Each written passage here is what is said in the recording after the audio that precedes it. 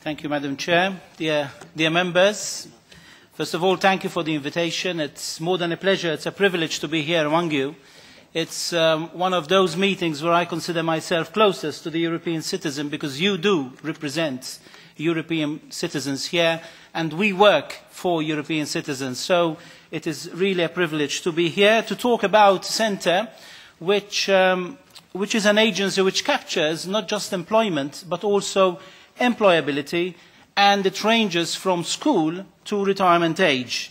The agency is one of the oldest, as Eurofound is. It dates back to 1975.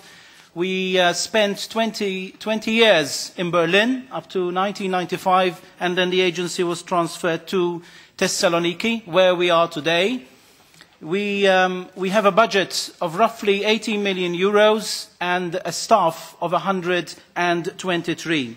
We were established, as I said, in 1975 by Council Regulation 337.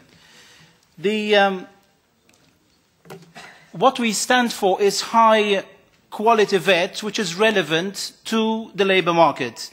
And this is a need which is a priority today in the European Union. So what we capture as an agency is the relationship between skills, qualifications and employability. And we have three questions which always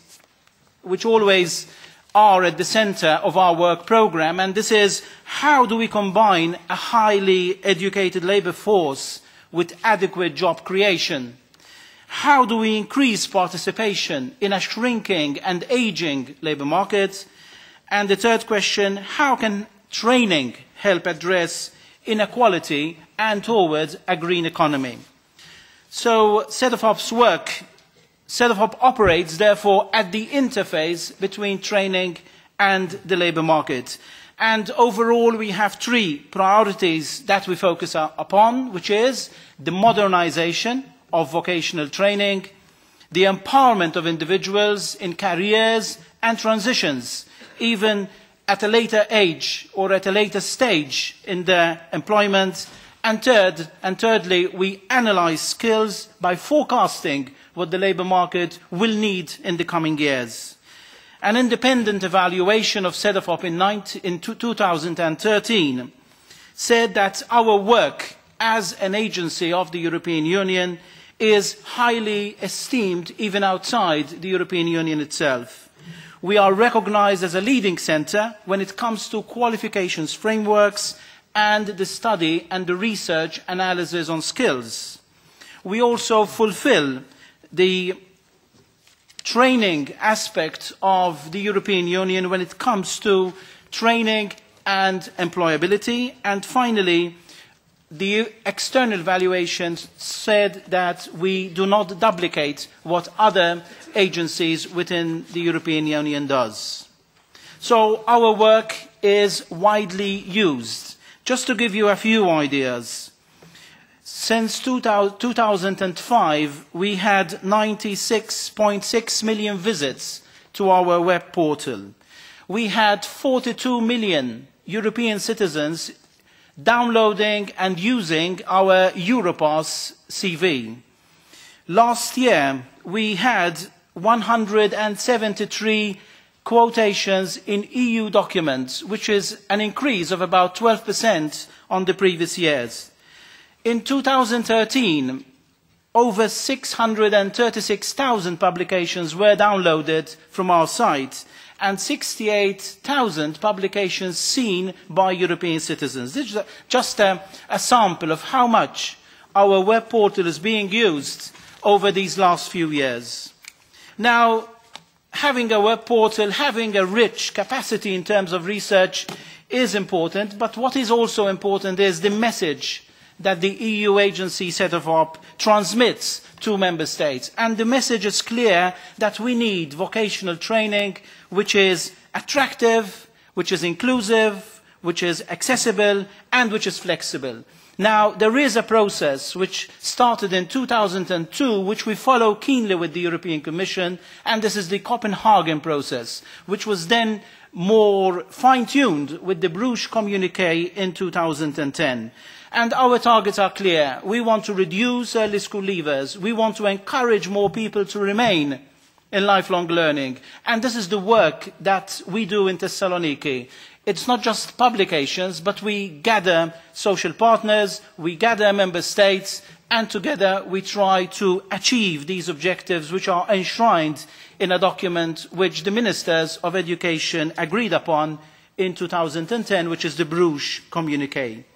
Besides these processes, which can be more successful if member states, if you yourselves as European members of Parliament encourage member states to use even more the principles which the Bruges Communiqué and in particular the European tools, what we call the European tools, have given to member states to synergize the energy and the reform process which is needed in vocational training. So the use of European tools such as the European Qualifications Framework, which many of you might have come across, or the Europass, which I have just mentioned a few minutes ago, or the European Credit System for Vocational Training, or the validation of non-formal and informal learning, or the quality assurance of vocational training. These are all recommendations which the European Parliament has agreed upon over the years. How far they have been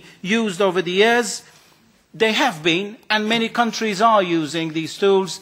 But my plea is for you to encourage more your member states and our member states to use these European tools. I repeat, these are European tools which give greater transparency to qualifications between states. They increase the quality of our vocational training.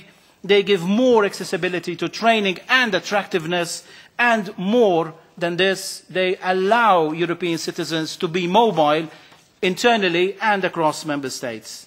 Another area of analysis is also what we do on careers and transition. And this is what I referred to a couple of minutes ago, the issue of lifelong learning.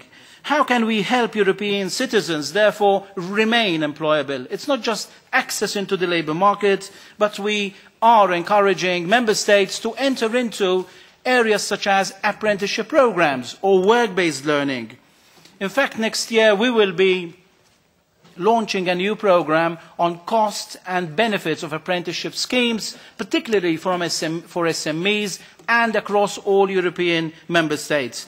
I think one of the lessons I've learned from a conference in Switzerland was that the more SMEs and the more firms train people, the more they count the benefits out of training. The more you do not train, the more you count your costs. And I think this is an important message which I think our firms should take very seriously. Of course, when we come to Cedefop as an institute, my invitation to you here is that we have to come closer in terms of your work and our work. I think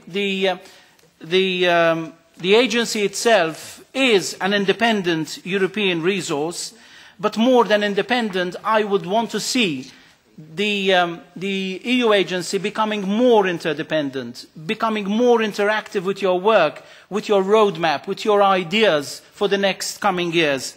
I think we do execute the budget we receive from the European Union in a very effective and efficient way. Last year, the budget execution was 99.5%, but we want more interaction with the European Parliament, we want more interaction with the Member States, because it's only when you touch the base of society that you realise that what work needs to be done to improve the employability of our citizens. Therefore, we are a European agency to transform in Member States the weaknesses into strengths when it comes to vocational training, and the strengths in many of our European member states into sustainability. I think we have enough models, so to speak, of how vocational training has transformed the economies. Where vocational training is strong, unemployment, particularly of young people, is very low. Where vocational training is not so strong, you will realise that